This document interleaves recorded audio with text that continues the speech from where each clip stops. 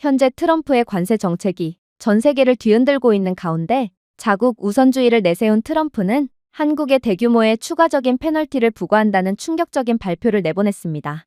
바로 트럼프가 일기 시절부터 밀어붙였던 한국의 주한미군에 대한 방위 분담금을 10배로 올리라는 내용을 구체화한 것인데요. 트럼프는 만약 한국이 분담금을 10배로 내지 않는다면 주한미군 철수와 더불어 각종 산업 분야에서의 관세에서도 자유로울 수 없을 거라는 최후 통첩까지 건네온 상황이기에 이는 전 세계적인 충격을 안겨주고 있습니다. 그러나 이에 대한 한국의 반응은 전 세계에 더더욱 충격을 주고 있는데요. 그리고 한국의 반응에 미국 백악관뿐만 아니라 전 세계 모두가 화들짝 놀라며 전 세계의 판도가 완전히 뒤바뀌기 직전에 놓였다고 합니다.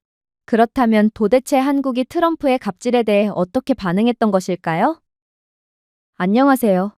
제 이름은 콜비로, 미 국방부 차관입니다. 비록 지금은 차관으로 일하고 있지만 저는 국방부에서 일하는 수십 년 동안 결코 지지 않는 협상가로 명성을 쌓아왔습니다. 그래서인지 최근에 저는 도널드 트럼프 미국 대통령으로부터 직속명령을 받게 됩니다. 콜비, 그는 마치 저를 신병훈련소에서 갓 나온 생도인 것처럼 손가락으로 가리키며 말했습니다. 한국은 미국의 우산 아래서 너무 편안해졌습니다. 그들은 정당한 몫을 지불하지 않습니다. 주한미군에 대한 분담금 10배 인상이 제가 원하는 것입니다. 그리고 그들이 지불하지 않으면요? 아픈 곳을 때리세요. 관세, 제재, 철수, 압박, 애원하게 만들고 돌아오세요. 그의 주변에는 강경파 인사들이 앉아 있었습니다. 한오만한 측근이 벽에 투사된 한반도 위성 이미지를 두드렸어요. 그들은 반짝이는 휴대폰, K-팝 스타를 가지고 있다며 허세를 부리고 있지만 결국 우리가 없으면 벌거벗은 꼴일 뿐입니다. 미국 군대를 철수하면 북한과 중국은 아침 식사 전에 그들을 집어삼켜버리겠죠. 다른 측근도 그의 말을 거들었어요. 서울은 서빙을 기다리는 뷔페입니다. 북쪽은 ICBM조차 필요 없습니다. 비무장지대로 포병여단 몇 개만 굴리면 서울이 무너질 것입니다. 양국의 전력 차이는 중요하지 않아요. 더욱 중요한 건 서울은 북한으로부터 고작 50km가 떨어진 도시라는 것입니다. 결국 한국의 시장은 하룻밤 사이에 무너지고 말겠죠. 그리고 국방부 장관조차도 이번에 공개된 시나리오라며 충격적인 이야기를 해오기 시작했어요. 구태여 북한이 아니어도 돼요. 미국이 철수하면 베이징은 며칠 만에 한국의 바다를 점령합니다. 한국은 의미 있는 해군도 없고 우리가 제공하는 것 이상의 조기 경보망도 없습니다.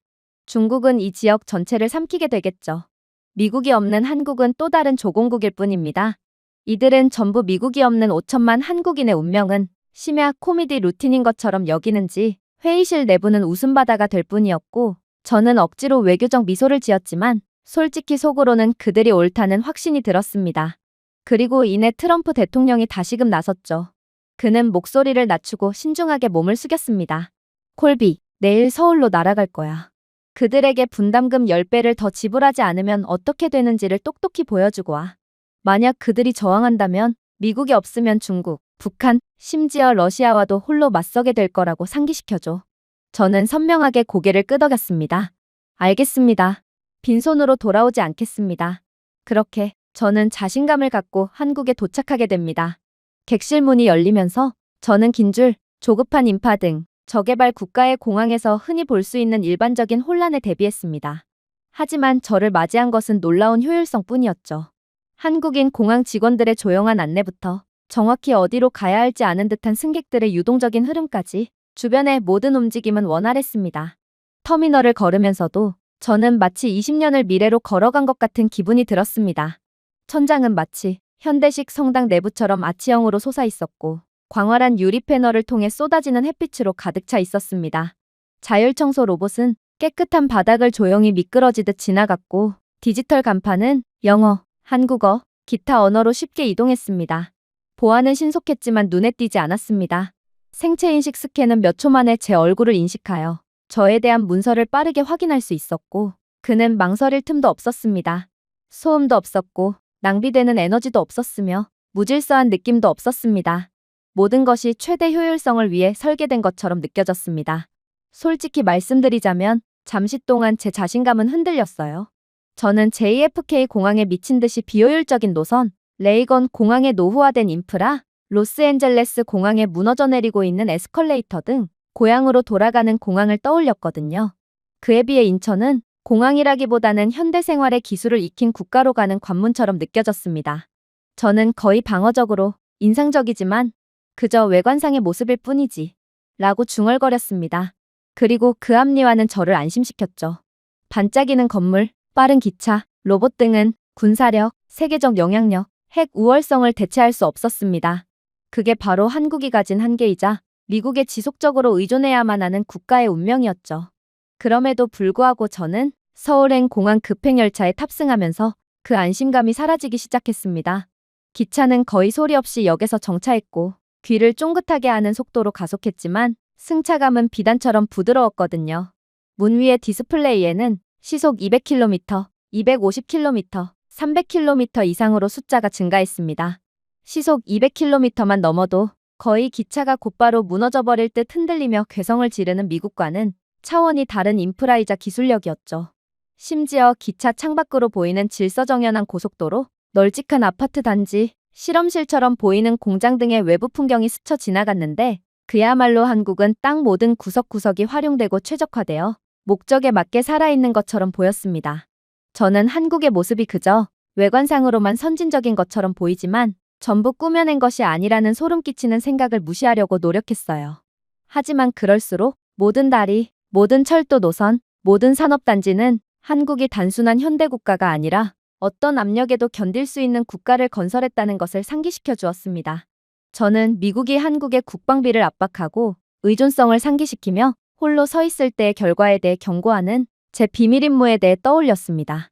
하지만 기차가 앞으로 미끄러지듯 나아가면서 저는 과연 한국이 의존을 하고 있는 것은 맞는지 조용히 궁금해졌어요. 그리고 제가 서울역에 도착하자마자 저는 제가 느끼던 모순이 더욱 깊어지는 것을 느낄 뿐이었죠. 터미널은 광대하면서도 질서정연했고 역사에는 혼돈이 아닌 리듬에 맞춰 움직이는 사람들의 조용한 윙윙거리는 소리로 가득했습니다. 스크린에는 완벽한 정밀도로 도착과 출발이 표시되었고 그러한 약속 시간은 단 1분의 오차도 없이 정밀하게 들어맞았는데 이러한 장면을 보다 보니 서울역은 공기조차 통제된 느낌마저 자아냈습니다. 그러나 저를 그 무엇보다 충격의 도가니에 빠뜨렸던 부분은 따로 있었어요. 저는 군복을 입은 군인들이 군중 속을 활기차게 움직이는 것을 목격했는데 서울역에 있던 시민들은 그러한 군인들을 전혀 이질감 없이 받아들이고 있었기 때문입니다. 그리고 저는 한국이 징병제 국가였다는 사실을 다시금 떠올렸어요. 그리고 이러한 한국의 도시 구석구석에서 보이는 군인들은 한국에 항상 준비된 국방 상태를 생생하게 상기시켜 주었습니다. 저는 순간적으로 어쩌면 한국은 미국에 의존하고 있는 국가가 아닌 모든 것이 이미 준비된 국가일지도 모르겠다는 엄청난 긴장감을 느꼈습니다. 그리고 이제 이러한 불안감은 병력 비용 분담, 부담 재분배, 전략적 의존, 익숙한 모든 논쟁 등을 계속해서 상기해도 전혀 사라지지 않고 있었죠. 왜냐하면 한국이 보여주는 모습들은 정말로 미국의 보호에 집착하는 연약한 동맹국의 모습이 아니었기 때문입니다. 이 나라는 조용히 독립의 기초를 구축한 나라였고 어쩌면 우월성까지 구축한 나라였어요. 저는 분명 처음에는 겉모습만 보면 속임수일 수도 있고 인프라와 속도는 권력과는 다른 법이라고 외쳐댔지만 한국의 민간 인프라만 해도 미국을 수십 년 앞질렀다면 그들의 군사력, 기술력, 숨겨진 강점은 얼마나 무지막지한 상태일까요? 저는 서울역에서 스카이라인을 내다보았습니다. 오후 햇살 아래 유리와 하늘을 찌를 듯한 고층 빌딩들이 반짝이며 각각 한국이 가난하고 전쟁으로 폐허가 된 종속국으로 치부되던 시절 이후 얼마나 멀리 왔는지를 상징하고 있었습니다. 한국의 도시는 절망이 아닌 에너지로 펄럭이고 있었어요. 그러나 아무튼 제겐 해야 할 임무가 존재했습니다. 그래서 마음을 간신히 다잡고 캠프 험프리스로 향했죠. 캠프 험프리스로 가는 길은 넓고 세심하게 포장된 고속도로를 가로질러 뻗어 있었고 각 차선은 넓고 매끄러운 도로 옆에는 인근 마을의 소음을 줄이기 위한 깔끔한 녹색 장벽이 있었습니다. 하지만 이건 제가 앞으로 보게 될 부분에 비한다면 놀라움을 느낄 수준조차 안 되었습니다. 제가 탄 차량이 기지에 접근하자마자 저는 엄청난 규모의 설치물에 큰 충격을 받을 수밖에 없었거든요. 저는 이전에 캠프 험프리스가 세계에서 가장 큰 해외 미군 시설 중 하나라는 사실을 읽은 적이 있었지만 캠프 험프리스를 직접 보는 것은 완전히 다른 문제였습니다. 마치 미국 도시가 한국 땅을 집어들었다 놨다 하는 것처럼 널찍하게 펼쳐져 있었습니다. 멀리 교회형 주택들이 줄지어 서 있었어요. 놀이터, 쇼핑단지, 고층 오피스 타워, 심지어 멀리 보이는 골프장까지 있더군요. 저는 잠시 동안 거의 집에 있는 듯한 기분이었지만 그렇지 않다는 것을 간신히 기억할 뿐이었습니다. 그렇게 얼마간의 대기 끝에 저는 이곳 기지의 미군 사령관을 만나게 됩니다. 그는 매우 친절한 목소리로 험프리스에 오신 것을 환영합니다. 이제 이곳이 실제로 어떻게 작동하는지 볼 때가 된 것 같아요. 라고 말해왔습니다. 그리고 사령관과 함께 이동하면서 저는 완벽하게 관리된 도로에서 자전거를 타고 지나가는 미군 가족들, 캐주얼 복장을 한 군인들, 익숙한 미국 체인점에서 패스트푸드를 집어들고 밝은 배낭을 메고 등교하는 아이들 등 거의 이질감을 느끼지 않고 완벽한 환경에서 살아가는 주한미군과 그의 가족들을 목격했어요. 이 광경은 저를 설명할 수 없을 정도로 불안하게 만들었습니다. 제가 예상했던 것은 지원이 없어서 위험한 지역에 자리 잡혀 있는 기지는 딱딱한 군사 전초기지처럼 느껴져 모두에게 고통을 주는 모습이었습니다. 하지만 이곳은 분명 미국 본토에 있는 기지보다도 더 깨끗하고 새롭고 더 잘 관리된 것 같았어요. 그렇게 제가 놀라운 장면을 목격한 후 마침내 지휘소로 들어섰을 때 저는 그래도 주한미군 사령관이 이번 협상에 도움을 주고자 구체적인 비밀 정보를 제공해 주리라고 기대했습니다.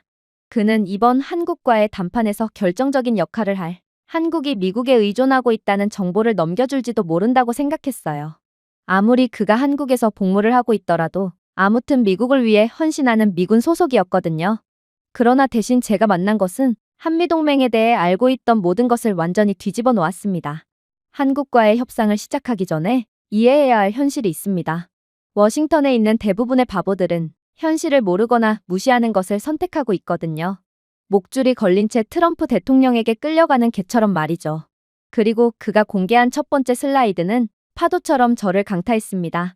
트럼프 대통령은 분명 한국은 지난 20년 동안 미군을 지원하기 위해 수백만 달러를 지출했다고 했는데 알고 보니 그들은 수백만이 아니라 수십억 달러를 지출한 상황이었거든요. 사령관은 펜으로 한국을 가리켰습니다. 이건 미군과 그 가족을 위한 주택단지 건설 비용입니다.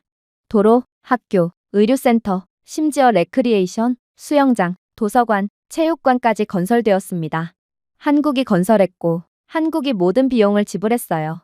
당신이 놀라는 것도 이해가 갑니다. 사실 한국은 미국이 아는 것보다 훨씬 더 많은 비용을 지불하고 있거든요. 이 모든 기지 건설 및 유지에 필요한 비용의 98%를 부담하고 있죠. 이곳에서 말할 수 없는 비밀 임무까지 합치면 한국은 더 많은 비용을 부담하고 있습니다. 저는 그저 할 말을 잃은 채 그가 내민 사진으로 눈을 돌릴 뿐이었습니다. 넓은 연병장이 있는 새병영, 최첨단 체육관, 형광 등 아래 반짝이는 장비를 갖춘 완벽한 병원들, 심지어 학교들도 일반적인 군인 부양가족 학교라기보다는 엘리트 학원처럼 보였습니다. 그리고 이 모든 것은 미국이 아니라 한국 덕분에 운영되고 있었죠. 그래서 저는 기어들어가는 목소리로 말했습니다. 이건 너무 럭셔리해요. 이렇게까지 할 필요는 없어요. 이건 돈 낭비라고요. 바로 그거예요. 사령관이 곧바로 말했습니다. 군용 기준으로는 사치스러운 일이죠. 미국의 모든 군인들이 왜 주정부에 배치되는 대신 한국에서 배치받기 위해 치열하게 싸우는 줄 아세요? 여기로 온다면 미국 본토에 있을 때보다 생활이 훨씬 더 나아지기 때문이에요. 주택도 더 새롭고 시설도 더 잘 관리되고 학교도 최고 수준입니다. 군인 가족들은 미국식 슈퍼마켓에서 쇼핑하고 미국 식당에서 식사하고 아이들을 미국의 대부분의 사람들보다 우수한 학교에 보낼 수 있죠. 병원이요? 미국인들 중 90% 이상이 병원비가 두려워 중상을 당해도 병원 문턱조차 구경하지 못합니다. 하지만 여기서 사는 주한미군들은 아프면 원 없이 병원에 가도 상관없어요. 그리고 그 모든 비용은 누가 부담하는지 아세요? 바로 한국입니다. 저는 화들짝 놀랄 수밖에 없었습니다. 수년 동안 저는 미국이 글로벌 입지를 유지하는 데 드는 재정적 부담을 감수해야 한다는 편안한 가정하에 동맹국들이 단순히 미국의 보호의 혜택을 누릴 뿐이라는 생각을 하며 살아왔거든요. 하지만 여기에 놓인 증거는 정반대였습니다. 한국은 단순히 기여한 것이 아니라 미군을 위해 막대한 지원을 아끼지 않은 것이었거든요. 하지만 사령관은 여기서 멈추려고 하지 않았습니다. 뭘 벌써부터 놀라십니까? 이젠 인프라에 대해 이야기해봅시다. 험프리스로 이어지는 도로, 이를 지탱하는 전력망, 수처리장, 심지어 철도 연결까지 모두 한국 돈으로 건설하거나 업그레이드했습니다. 이러한 높은 수준의 인프라가 없었다면 현재 규모로 기능할 수 없었을 것입니다. 그리고 한국의 기술력이 아니라면 이 정도 인프라는 미국조차도 구축할 수가 없었겠죠. 차관님도 공항에서부터 이어지는 한국의 세계 최고 수준의 인프라를 직접 봤을 것 아닙니까? 그러니까 이곳 캠프 험프리스가 이제 대부분의 미국 내의 기지보다 더 크고 잘 갖춰져 있을 수가 있는 것입니다. 이것은 미군 네트워크의 보석 중 하나라고 해도 과언이 아닙니다. 그리고 한국이 수십억 달러를 쏟아부었기 때문에 가능한 것이죠. 한국은 수천 명의 미국 어린이를 교육하는 학교에 자금을 지원하여 미국 국방부의 부담을 줄였습니다. 그들은 미국 군인들이 세계적 수준의 치료를 받는 병원을 건설했습니다. 심지어 사기를 높이고 이직률을 낮추는 레크리에이션 센터, 골프장, 가족 주택에도 투자했어요. 미국은 무엇을 얻나요? 사령관이 계속 말했습니다. 우리는 전 세계에 도달합니다. 한국에 있는 이 기지를 통해 한국뿐만 아니라 아시아 전역에 전력을 공급합니다. 우리는 중국을 감시하고 러시아를 저지하며 해상 항로를 확보하고 있어요. 그리고 이러한 분담금을 거의 지불하지 않는 다른 국가들에 비한다면 미국은 비용은 극히 일부만 지불하면서도 세계에서 가장 중요한 역할을 수행하고 있어요. 한국은 미국을 진정한 동맹국으로 여기기 때문에 다른 국가들과는 달리 그렇게 많은 비용을 감수하는 거예요. 덕분에 미국은 지불하는 금액보다도 훨씬 더 많은 혜택을 누리고 있죠. 한국은 재정적 부담을 안고 있으며 우리는 아시아 태평양 지역에서의 억지력을 발휘하며 패권을 유지하는 것입니다. 이젠 깨달음의 무게가 저를 짓누르고 있었습니다. 현재 트럼프 대통령은 한국을 미국의 보호 아래 생존하는 종속국이자 안보 무임승차국으로 그려왔습니다. 하지만 이제는 역할이 뒤바뀐 것이 분명해졌습니다. 한국은 미국의 글로벌 지배력에 보조금을 지급하고 있었어요. 한국은 미국이 비용을 부담하지 않고 아시아의 초강대국처럼 운영할 수 있는 미국 도시를 유치하고 비용을 지불하고 있었습니다. 이건 너무나도 아이러니했어요. 미국에서는 정치인들이 동맹국들이 충분한 비용을 지불하지 않는다고 무임승차자들이 미국의 관대함을 착취한다고 야유했습니다. 하지만 한국에서는 그 반대였거든요. 미국 기지를 능가하는 시설에서 편안하게 생활하며 더 많은 것을 요구하면서도 한국을 희생시키면서 힘을 발휘한 것은 바로 미국이었습니다. 그리고 사령관은 이내 충격적인 주장을 해오기 시작했죠. 이것이 현실입니다. 한국은 미국을 수용하는 것만이 아닙니다. 한국은 우리를 지탱하고 있어요. 오히려 한국에 전적으로 의존을 하는 건 미국이라는 말입니다. 한국이 없으면 이 기지는 무너질 것입니다. 그들이 없었다면 아시아 전역에서 미국의 작전 능력은 하룻밤 사이에 줄어들고 말겠죠. 미국은 이를 인정하고 싶지 않지만 진실은 피할 수 없습니다. 10년 전이었다면 모를까. 이제는 한국이 우리를 이끌고 있다는 말입니다. 저는 목이 조이는 것을 느꼈습니다. 저는 서울의 책임과 의존에 대해 강의할 준비가 되어 우월감을 가지고 한국에 도착했습니다. 그러나 이제 저희 주장의 토대는 무너지고 있었어요. 숫자와 건물, 엄청난 증거의 무게는 모두 미국이 자비로운 보호자가 아니었다는 결론을 가리켰습니다. 미국이 오히려 수혜자였던 것입니다. 그렇게 저는 넋이 나간 표정으로 회의실을 나섰고 이내 안내를 맡은 미국 병사 한 명과 함께 다음 장소로 향했습니다. 그런데 평택 근처에 자리 잡은 동네를 가로질러 갈 때 저는 충격적인 장면 하나를 목격하게 됩니다. 바로 이곳 주변에는 한국인이 아닌 미국인처럼 보이는 가족들이 너무나도 많았거든요. 그리고 제가 이에 대해 의문을 표하자 미군 병사는 이건 놀라운 일도 아니라는 듯 경악스러운 대답을 이어나가기 시작했어요. 맞아요. 저기 사는 사람들 중 많은 사람들이 예전에 미군이었어요. 그들은 복무를 마치고 다시는 미국으로 돌아가지 않기로 결심한 거죠. 저는 눈썹을 치켜 올렸습니다. 그들이 불법적으로 한국에 머물고 있다는 뜻인가요? 그러자 병사는 부드럽게 웃었습니다. 아니요. 그들은 선택에 따라 머물렀습니다. 일부는 한국인과 결혼했고, 일부는 한국에서 사업을 시작했으며, 일부는 미국 시민권을 포기하고 한국 국적을 취득하기도 했습니다. 그들은 이곳의 생활이 미국보다 더 안전하고 더 안정적이며 여러 면에서 더 자유롭다고 느낀다고 말하고 있어요. 실제로 주한미군으로 복무하는 군인들 중 10명 중 5명이 결국에는 한국에서 남은 여생을 보내기로 결정하고 있죠. 그 말은 저를 불안하게 만들었습니다. 저는 모든 해외 파병 군인들은 항상 짐을 싸서 미국 땅으로 돌아가기를 갈망하고 있을 거라고 생각했거든요. 하지만 제가 듣기 시작한 이야기들은 그렇지 않다는 것을 증명했습니다. 동시에 저는 이러한 상황은 도저히 말이 안 된다는 생각이 들기도 했어요. 미국은 전 세계 모든 사람들이 오고 싶어 하는 국가입니다. 실제로 미국에 있는 불법 체류자들의 숫자만 봐도 모든 사람들이 미국에서 살고 싶어 한다는 것을 여실히 증명하죠. 그런데 그런 미국인들이 오히려 미국 국적을 버리고 한국에서 산다고요? 저는 그 즉시 차를 돌려 한국에서의 정착을 결정했다는 미군들과 대화를 나눠보기로 했습니다. 그리고 한국에서 연장 복무까지 한 해병 하사관 출신 마이클은 제게 충격적인 사실을 전해왔죠. 제대 후 평택 근처에 카페를 열고 한국인 현지 여성과 결혼한 그는 자신을 자랑스럽게 한국 시민이라고 불렀습니다. 왜 한국에서의 정착을 결정했냐고요? 저는 미국에서 살 때 단 한 번도 안정감을 느낀 적이 없었어요. 저뿐만이 아니라 가족의 안전이 너무나도 두려웠죠. 미국에서는 어디에서나 총성이 울려 퍼지고 있잖아요. 하지만 제 자녀들은 학교까지 혼자서 안전하게 걸어가고 한국에서는 새벽에 걸어도 전혀 문제가 없어요. 심지어 제 아이들은 적은 비용으로 세계적 수준의 교육을 받으며 효율적이고 저렴한 의료 서비스를 받고 있습니다. 그런 제가 왜 미국으로 다시 돌아가겠어요? 한국이 곧 천국인데 말이에요. 저는 그저 말문이 막히고 말았습니다. 저는 그에게 반박을 할 어떠한 논리도 없었거든요. 하지만 더 충격적이었던 점은 따로 있었어요. 그건 바로 군복무 20년 만에 은퇴한 육군 장교 다니엘의 사례였어요. 그는 괜찮은 연금을 받고 미국으로 돌아갈 수 있는 선택권이 있었지만 대신 바다가 내려다 보이는 부산의 아파트를 구입했다고 했어요.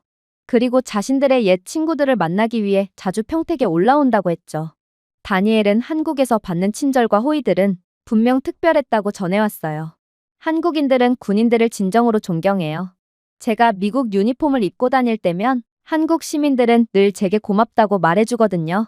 사실 제 할아버지는 한국전쟁 참전용사세요. 그러나 고향에 돌아온 할아버지는 단 한 번도 참전용사로서의 진정한 존경을 받아본 적이 없다고 하셨어요. 그건 잊혀진 전쟁이기 때문이죠. 미국인들은 이긴 전쟁만 기억하거든요. 그러나 한국에서는 저는 참전용사도 아닌 그저 파견 군인일 뿐임에도 한국 현지인들로부터 목례를 받거나 악수를 요청받거나 진심으로 감사 인사를 받는 등 끊임없이 관심을 받았습니다. 여기서 사람들은 우리를 침입자가 아닌 보호자로 여기고 그것이 저를 매혹시켰어요. 한국인들은 고마움을 아는 사람들이거든요. 사실이었습니다. 유럽, 특히 독일이나 이탈리아에서는 미군 병사들이 시끄럽고 오만하며 반갑지 않은 존재로 여겨지기 일쑤였습니다. 미군은 분명 그들을 지키기 위해 파견된 군인들이에요. 그러나 다른 국가들에서는 파견 미군들에 대한 퇴거를 요구하는 시위가 열리는 등 미군에 대한 불만이 매우 흔했습니다. 특히나 일본 오키나와에서는 반미 시위가 거리를 가득 메우는 경우가 많았죠. 하지만 한국은 정말로 다른 것 같았어요. 한국인들은 미국의 정치에 비판적일 수 있지만 미국 군인들 개개인에 대한 대우는 개인적이고 따뜻했거든요. 그는 계속해서 말을 이어나갔습니다. 기지 근처의 식당에서는 군인들에게 할인 혜택을 주는 경우가 많았습니다. 택시 기사들은 서툰 영어로 감사 인사를 전하며 대화를 시작했죠. 한국인 이웃들은 가족 모임에 저희를 초대하여 한국의 음식, 문화, 전통을 소개했습니다. 가족들이 전부 미국에 있는 저희를 위한 배려였어요. 그러니 많은 미군 병사들에게 한국은 먼 나라처럼 느껴지지 않았던 것입니다. 마치 제2의 고향처럼 느껴졌어요. 저는 그 대조를 부인할 수 없었습니다. 저는 국방부에서 여러 보고서를 받아보곤 했어요.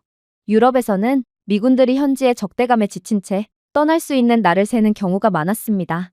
그러나 한국에서만큼은 대부분의 미군들이 오히려 짐을 싸야 하는 날을 두려워하며 파견 연창 신청을 하고 있었어요.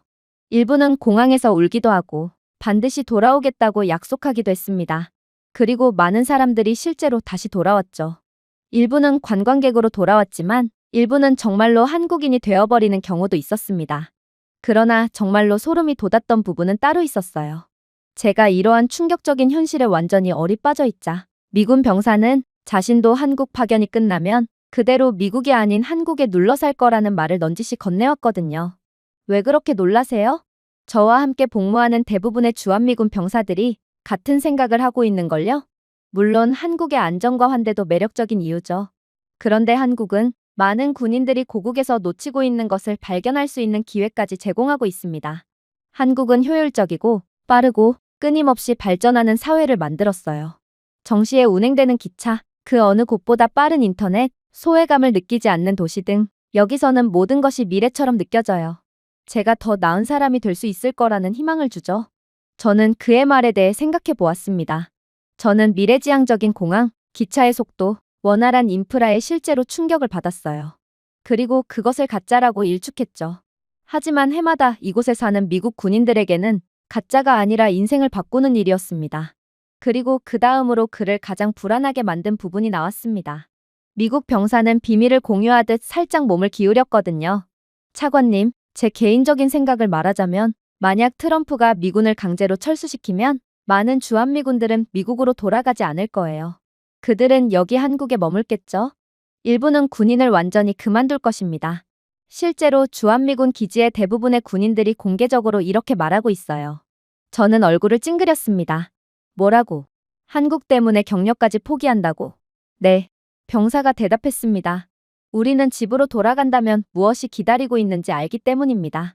빚, 불안정성, 위험. 하지만 여기 한국에는 안정성, 존중, 가족의 미래가 있습니다. 미국으로 돌아갈 것인지 한국에서 다시 시작할 것인지 선택해야 한다면 많은 사람들이 한국을 선택할 것입니다. 그 아미는 놀라웠습니다. 수천 명의 군인이 귀국 대신 한국에 남기로 결정했다면 미국은 병력만 잃는 것이 아니었습니다. 미국은 도덕적 붕괴를 겪을 것입니다.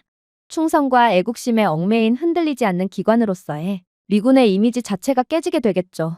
군복을 버리고 다른 깃발 아래에서의 삶을 선호하는 군인들은 미군의 계급 전반에 충격파를 보낼 것입니다. 이는 미국의 자국 수비수들이 더 이상 자국이 자신에게 최고의 미래를 제공한다고 믿지 않는다는 것을 전 세계에 보여줄 것입니다. 실제로 험프리스 사령관은 앞서 이를 암시한 바 있어요. 그는 미국은 우리가 없어서는 안 될 존재라고 생각하는 것을 좋아합니다. 라고 말했습니다. 하지만 미국 군인들에게 직접 어디에서 살고 싶은지 물어보세요. 많은 사람들이 조용히 인정할 것입니다. 미국이 아닙니다. 바로 한국이죠. 저는 트럼프가 연단에 서서 배은망덕한 동맹국에 대해 천둥을 치며 미군의 강제 철수를 발표하는 모습을 상상해 봤습니다.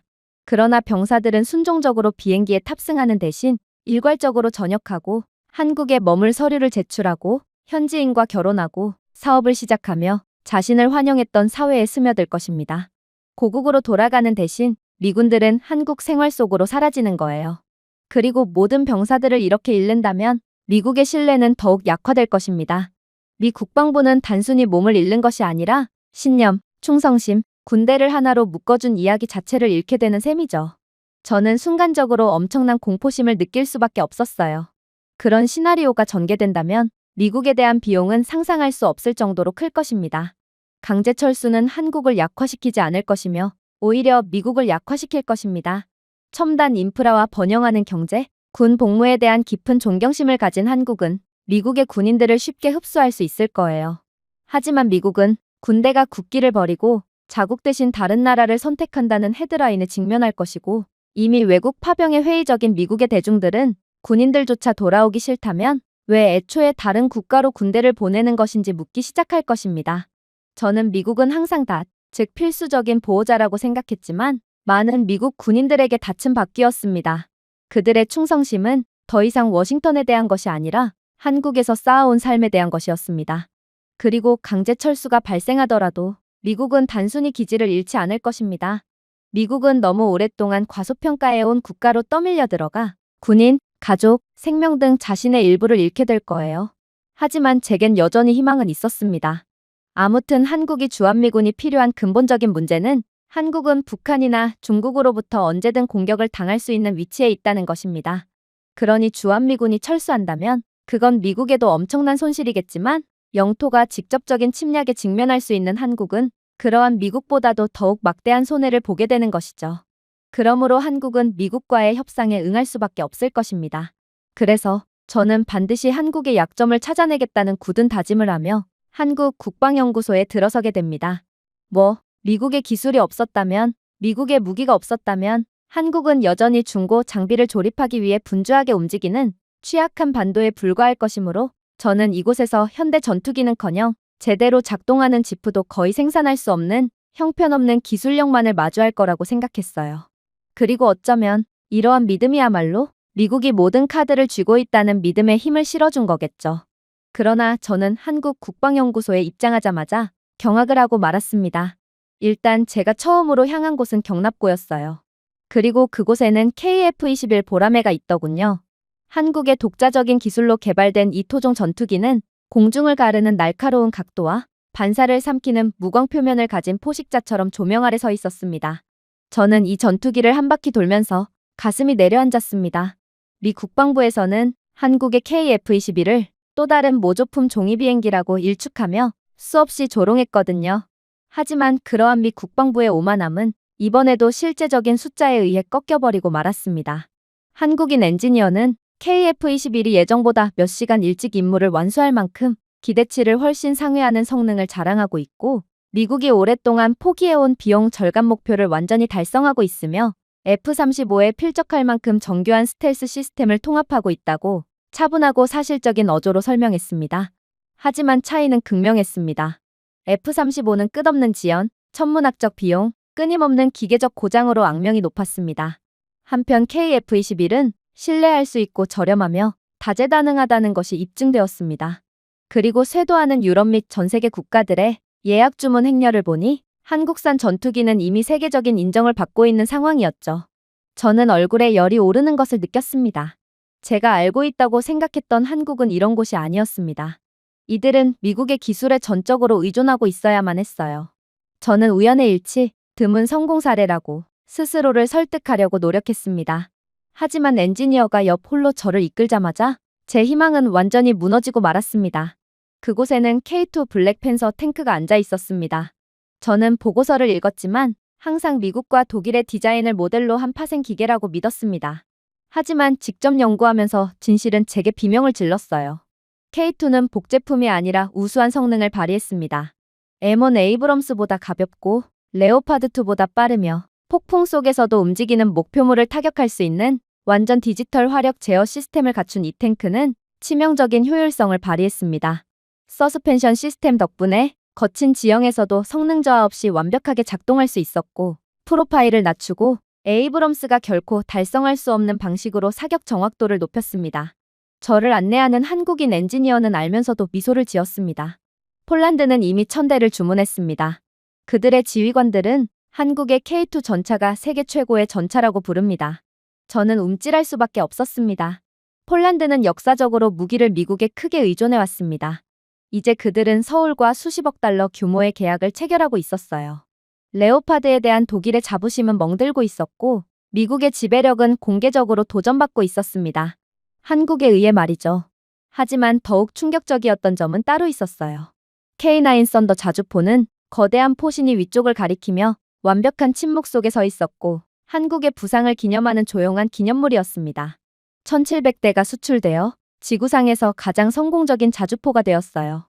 한때 미국 M109 팔라딘에만 의존했던 국가들이 무리지어 한국산 자주포를 선택하고 있었습니다. 호주는 K9의 타의 추종을 불허하는 정확성과 신뢰성을 높이 평가하며 계약서에 서명했죠. 노르웨이와 핀란드도 그 뒤를 따랐습니다. 전통적으로 미국산을 구매하던 나토 회원국들조차 성능뿐만 아니라 한국의 적시 인도에 대한 신뢰를 이유로 한국을 향하고 있었습니다. 저는 경외감에 굴욕감이 뒤섞이는 것을 느꼈습니다. 더 이상 인상적인 무기 몇 가지의 문제가 아니었어요. 한국은 조용히 자립할 수 있는 방위산업을 구축했고, 더 놀라운 것은 미국을 능가할 수 있는 방위산업을 구축했다는 점이었습니다. 미국이 관료주의, 수십억 달러 규모의 실패, 오만한 안일함에 빠져있는 동안 한국은 아웃 엔지니어링, 아웃 프로덕트, 아웃딜 방식으로 빠르게 성장해버린 상황이었어요. 그러나 저를 가장 뒤흔든 것은 전 세계적인 수요였습니다.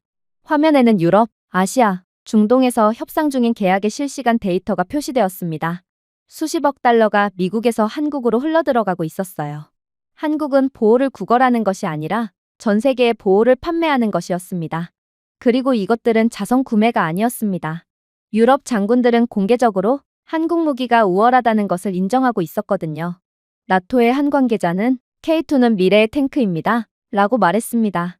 K9 자주포는 21세기의 전쟁 구도를 재정의했습니다. 이것은 공허한 구호가 아니었습니다. 실제 돈을 쓰는 국가들의 판결이었어요. 저는 미국인으로서의 자부심이 곤두박질 치는 것을 느꼈고, 그렇게 더는 참지 못하고 항의하려고 했습니다. 아마도 이 나라들은 더 저렴한 대안을 원하기 때문에 한국산을 구매하는 거야. 그러지 않고서야 세계 최강의 국가인 미국의 무기를 놔두고 한국산 따위를 구매할 리가 없지. 그러나 한국인 엔지니어는 제 말을 끊을 뿐이었습니다. 아니요. 그들은 한국의 기술을 믿기 때문에 구매합니다. 그들은 한국산을 선택함으로써 자신들에게 이익이 돌아오기 때문에 구매하는 거예요. 한국산은 제 시간에, 예산에 불합리한 제약 없이 도착하기 때문에 구매합니다. 전 세계를 상대로 갑질을 하는 F-35 사태 이후에도 여전히 미국의 약속을 신뢰하는 동맹국이 얼마나 될까요? 그 말은 망치처럼 맞았습니다. 저는 수년 동안 미국의 필수 불가결한 역할을 옹호해왔습니다. 하지만 그 앞에 놓인 증거는 또 다른 이야기를 들려주었습니다. 동맹국들은 한국을 신뢰했기 때문에 한국으로 이동하는 반면 미국은 교착 상태에 빠졌다는 거였죠. 결국 남은 건 자존심밖에 없었던 저는 그대로 감정적인 발언을 쏟아내고 말았습니다. 한국이 이러한 최첨단 무기들로 막대한 수익을 올리고 있다는 것은 인정하겠습니다. 그런데 그러면 뭐 어쩔 수 있나요? 주한미군이 철수한 뒤 북한과 중국이 침공을 감행한다면 한국은 이에 제대로 대응할 수도 없을 거예요. 그런데도 그깟 13조 원이 아까워서 자국의 안보를 담보로 삼겠다는 건가요? 그러나 엔지니어는 그런 제 말에 눈 하나 깜짝 안 할 뿐이더군요. 내일 당장 미군이 한국을 떠난다고 가정해봅시다. 그러면 한국이 무너질 것 같나요? 물론 북한은 주한미군 철수와 동시에 움직이려고 할 수도 있습니다. 중국이 위협할 수도 있죠. 하지만 그들은 무엇에 직면하게 될까요? 하늘에 떠 있는 KF-21, 지상에 있는 K2, K9이 정밀하게 발사됩니다. 그리고 그 너머에는 드론 시스템, 잠수함, 미사일 등 한국만의 설계가 적용됩니다. 우리는 1950년대의 한국이 아닙니다. 우리는 미래의 무기고입니다. 그리고 전 세계는 이를 알고 있어요. 그러니 북한과 중국은 절대로 한국의 경거망동 따위는 못할 것입니다. 만약 그렇게 한다면 오히려 박살나는 건 한국이 아닌 그들이라는 것을 아주 잘 알고 있거든요. 저는 마른 침을 삼킬 뿐이었습니다. 저는 미국이 자주 언급하는 악몽 같은 시나리오를 상상했습니다. 미군 철수, 서울 노출, 비무장지대를 가로지르는 북한 자주포 사격. 하지만 지금의 한국의 최첨단 방산 기술력을 직접 경험해 본 저는 생각해 볼수록 이러한 가정은 설득력이 떨어진다는 것을 알아차리게 되었어요. 녹슨 장비를 갖춘 북한이 KF-21이 머리 위로 날아가고 K2와 K9을 장착한 군대에 맞서 진정으로 진격할 수 있을까요? 부풀어 오르지만 신뢰할 수 없는 군대를 가진 중국도 글로벌 인지도와 수십억 달러 규모의 수출 계약으로 뒷받침되는 한국 시스템의 정밀도와 속도를 견딜 수는 없을 것입니다. 수출 계약만 봐도 중국은 자국 무기를 닥치는 대로 만들어 수출하려고 하고 있지만 한국이 중국보다 압도적인 방산파이와 신뢰도를 보이고 있거든요. 결국 제 머릿속에는 차갑고 부정할 수 없는 대답이 떠올랐습니다. 아니요, 한국은 무너지지 않을 것입니다. 한국은 싸우고 결국 이기고 말 것입니다. 그러나 저를 무엇보다 가장 불안하게 만든 것은 따로 있었어요. 한국이 미국을 필요로 하는 것보다 미국이 한국을 더 필요로 한다는 깨달음이었습니다. 미국은 스스로를 서울을 보호하는 방패라고 확신하고 있었습니다. 하지만 실제로는 한국은 자신뿐만 아니라 점점 더 미국의 동맹국들에게도 방패가 되고 있었어요. 유럽은 더 이상 미국의 시스템을 신뢰할 수 없었기 때문에 한국산 무기를 구매하고 있었습니다. 아시아는 중국에 대한 억지력을 위해 서울로 눈을 돌리고 있었습니다. 오랫동안 미국의 하청업체들이 지배했던 중동조차도 한국의 문호를 개방하고 있는 상태였어요. 저는 한 발 물러서서 KF-21을 다시 한번 바라보았고 순식간에 하늘로 발사할 준비가 된 것처럼 경납고 문을 향해 섰습니다. 저는 한국이 고객 국가이자 종속 동맹국이라고 믿으며 한국에 왔습니다. 하지만 제가 본 것은 따라잡았을 뿐만 아니라 이미 앞서 나간 국가였습니다. 미국 없이도 생존하고 방어하고 심지어 번영할 수 있는 국가, 무기가 곧 국경 너머에서 힘의 균형을 정의할 수 있는 국가가 바로 한국이었어요. 저는 더 이상 부인할 수 없는 진실의 무게로 발걸음을 무겁게 떨며 연구소를 떠났습니다.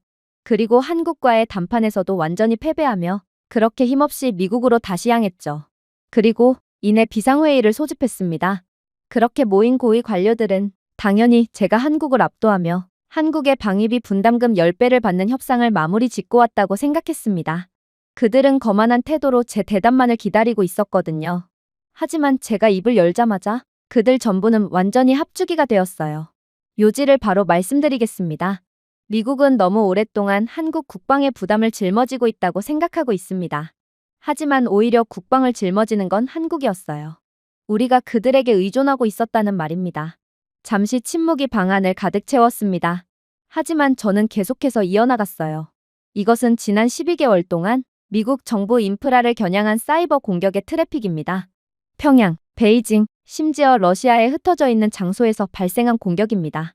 그들의 의도된 목표는 무엇일까요? 당연히 미 국방부, 백악관, 미군 물류 서버, 국방 계약자, 에너지 그리드, 금융 시스템 등의 주요 시설입니다. 저를 도끼눈으로 노려보던 도널드 트럼프 대통령은 이때다 싶어 제 말을 끊고 들어왔습니다. 우리는 수년 동안 그런 위협을 알고 있었습니다. 그리고 늘 잘 대응해왔죠. 지금 무슨 말을 하려는 거죠? 하지만 저는 주저하지 않았습니다. 네, 요점은 대부분의 공격이 미국에 도달조차 하지 못했다는 것입니다. 한국이 먼저 그들을 막았기 때문입니다. 트럼프가 눈을 깜빡였습니다. 뭐라고요? 또 다른 화면이 깜빡였습니다. 한국이 가로챈 코드, 타임스탬프, 디지털 킬로그가 제가 처리할 수 있는 속도보다 빠르게 스크롤 되었습니다.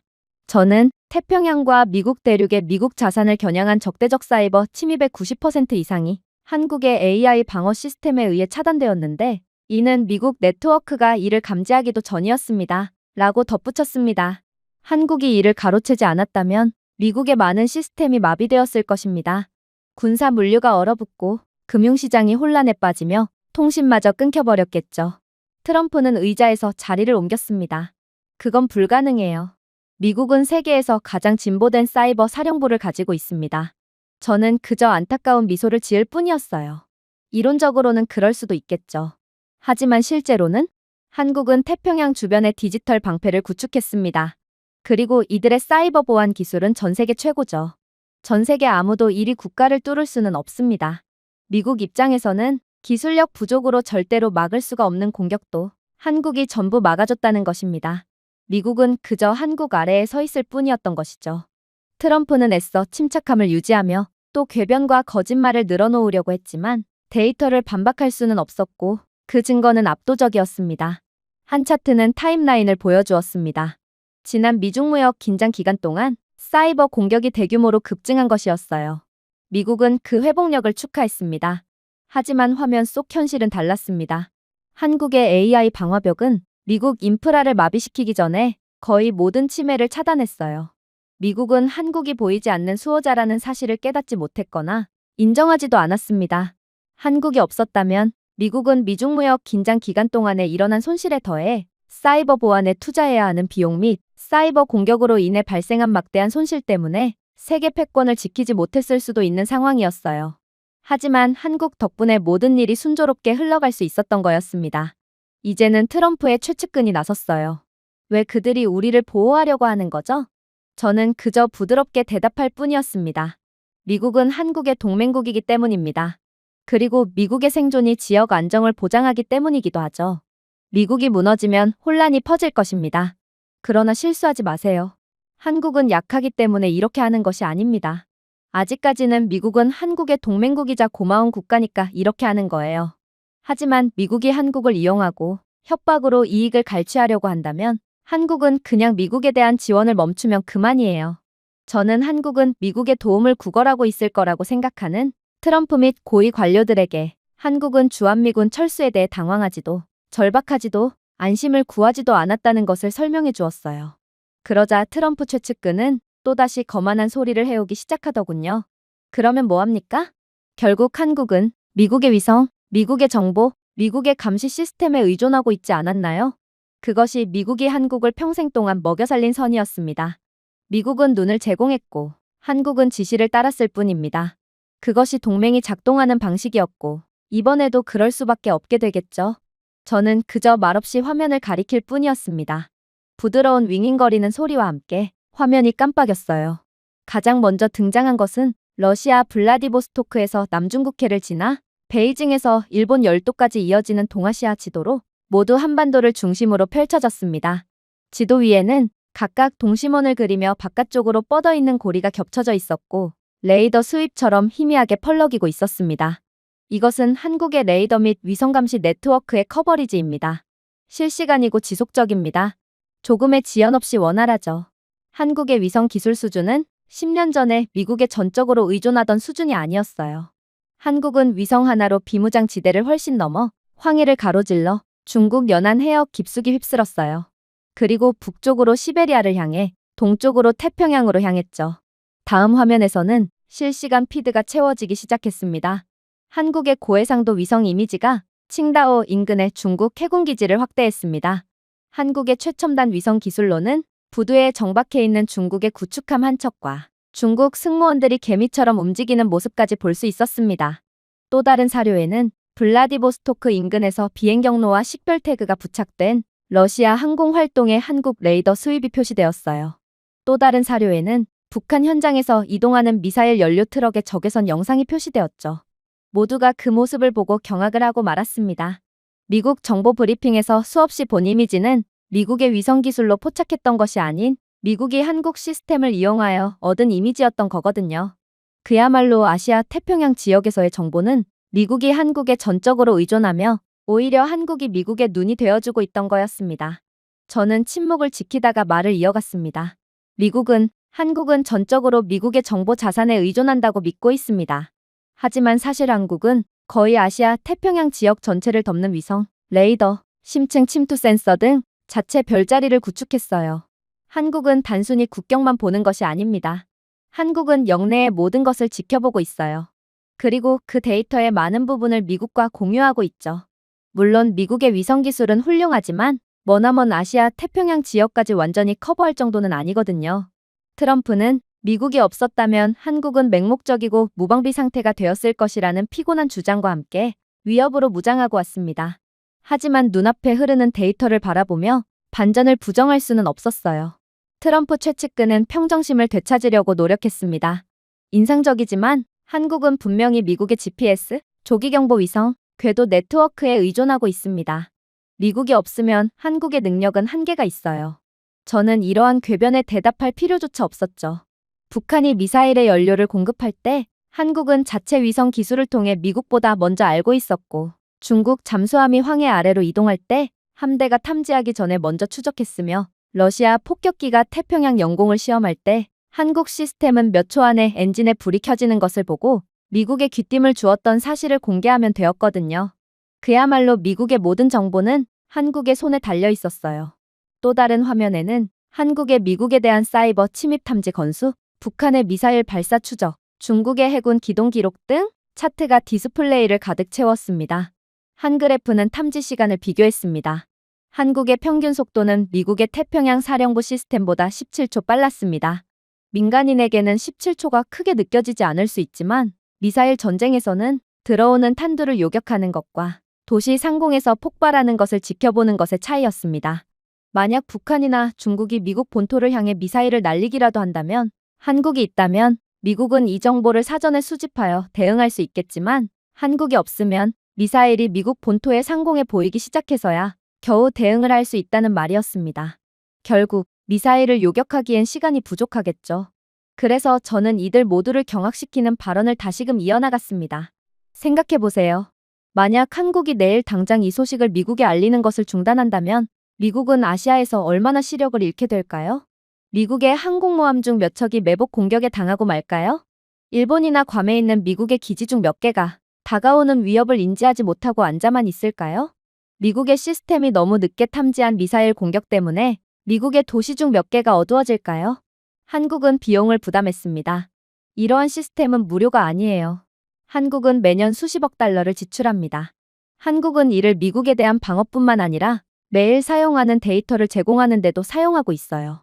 한국의 감시 없이도 함대가 태평양에서 기동할 수 있다고 생각하시나요?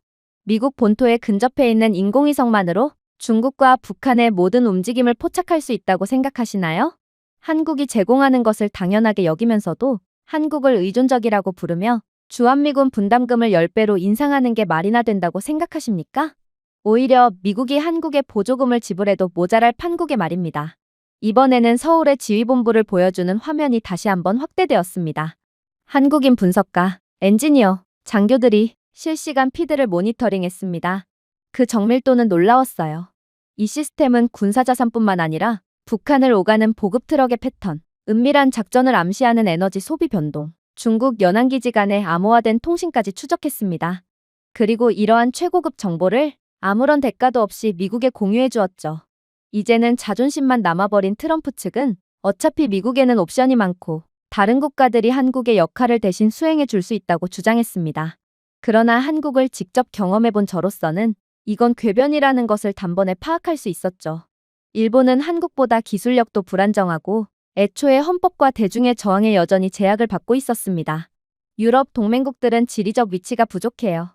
동남아시아 국가들은 위치만 맞아떨어지지 그냥 모든 것이 부족합니다. 지리적 이점, 결단력, 원초적인 기술력을 겸비한 국가는 한국밖에 없다는 것이죠. 그것은 그에게 분명하게 다가왔습니다. 이것은 다른 누구도 할 수 없는 일이었습니다. 심지어 미국 혼자도 마찬가지였죠.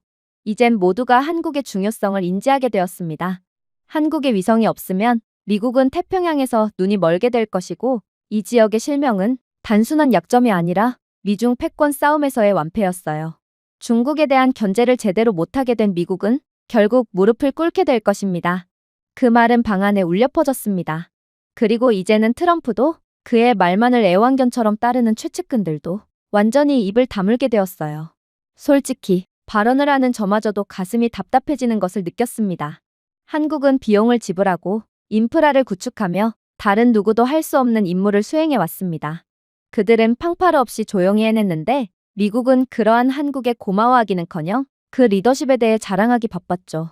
그리고 한국이 중단하기로 결정했다면 만약 그들이 데이터를 끊고 피드를 차단하고 스스로를 지키기 위해 미국을 떠난다면 그건 정말 상상조차 하기 힘든 끔찍한 일이 펼쳐지게 된다는 전조였습니다.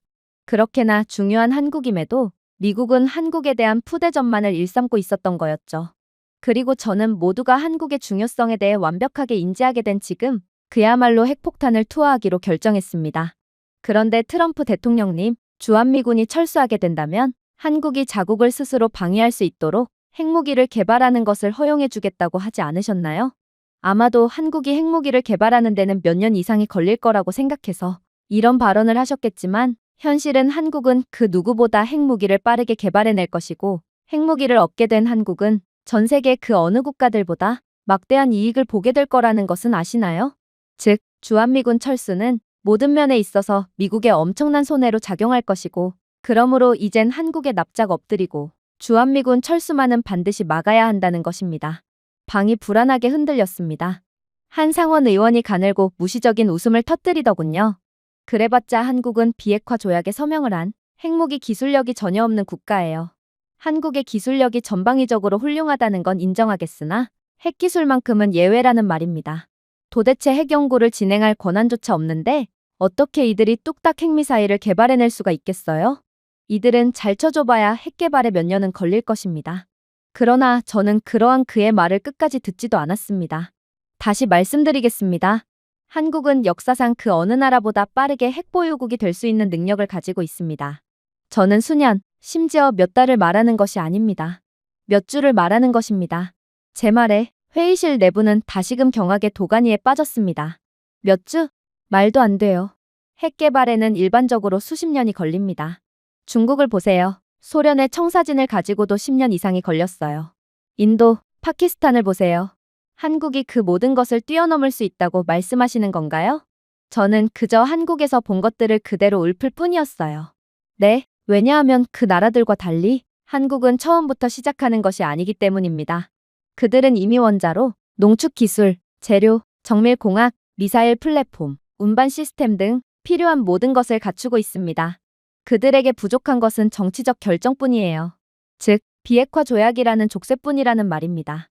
만약 우리가 주한미군을 철수함과 동시에 한국에 대한 핵무기 권한을 승인한다면 한국은 핵보유국 클럽으로 기어가는 정도가 아닌 몇 주 만에 지도자로서 전 세계에 군림하게 될 것입니다.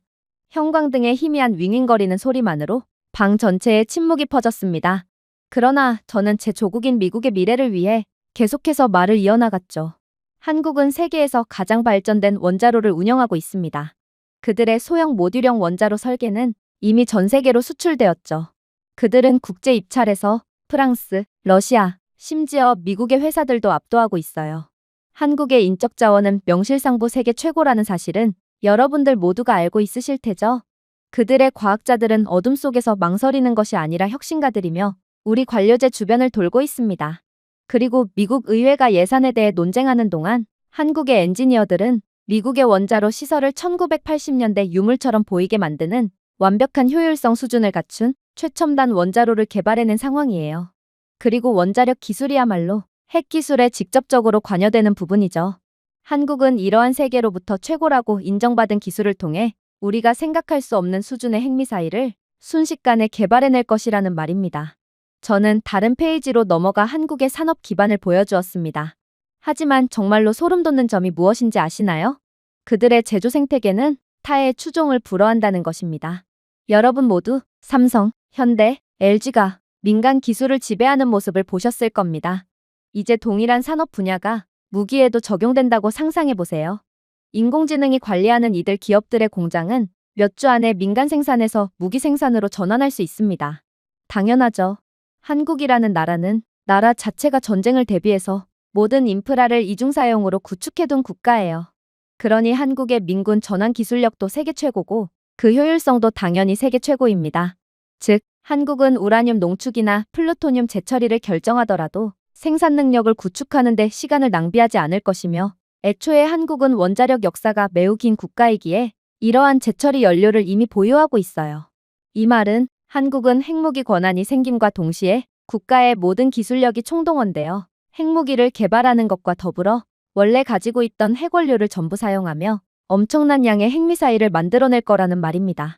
제 말에 모두가 합주기가 되어 벌벌 떨고 있을 때 또 다른 관리인 고령 장군은 눈살을 찌푸렸습니다. 물질을 가지고 있더라도 여전히 전달 시스템이 필요합니다. 그게 가장 어려운 부분입니다. 핵장치는 운반할 수 있는 신뢰할 수 있는 미사일 없이는 쓸모가 없거든요.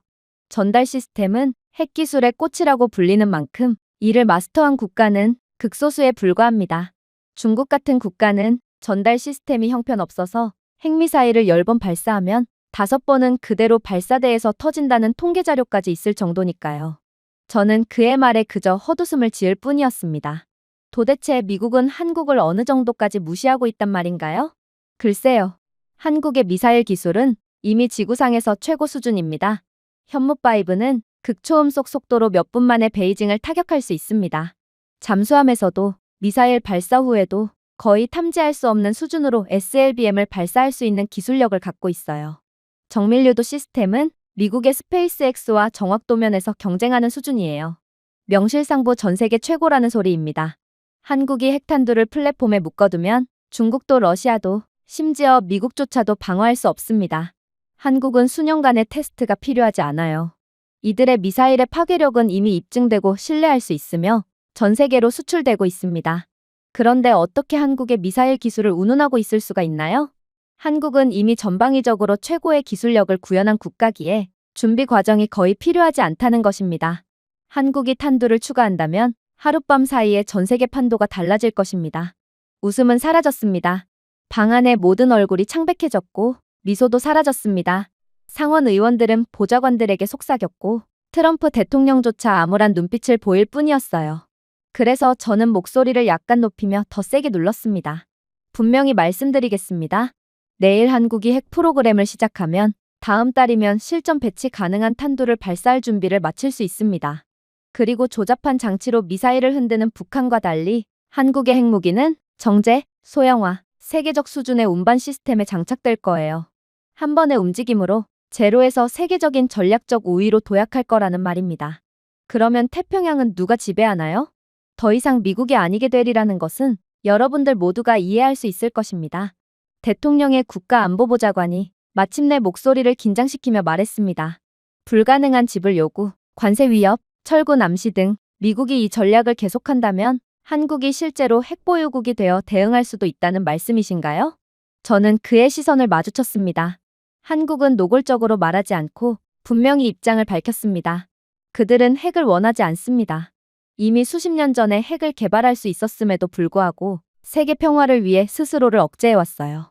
하지만 우리가 그들을 궁지에 몰아넣으면 미국과의 동맹의 회의감을 느낀 한국은 결국 이 모든 강력한 기술력을 바탕으로 독립을 선택할 것입니다.